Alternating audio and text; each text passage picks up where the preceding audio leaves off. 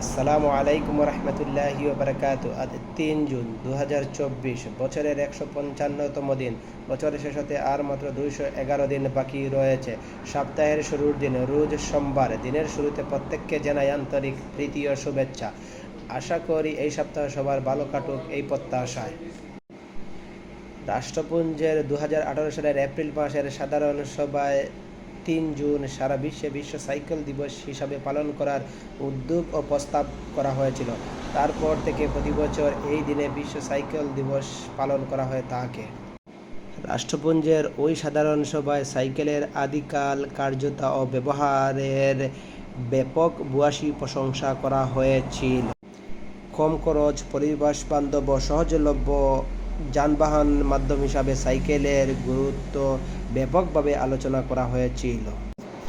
Cycle ব্যবহারের সুফল এবং সচেতনতা বৃদ্ধির লক্ষ্যে প্রতি বছর রাষ্ট্রপুঞ্জ এই দিনকে বিশ্ব সাইকেল দিবস হিসাবে পালন করে থাকে এবং বিশ্বের প্রতিটি দেশ এই দিনকে উদযাপন করে সাইকেল দিবস হিসাবে।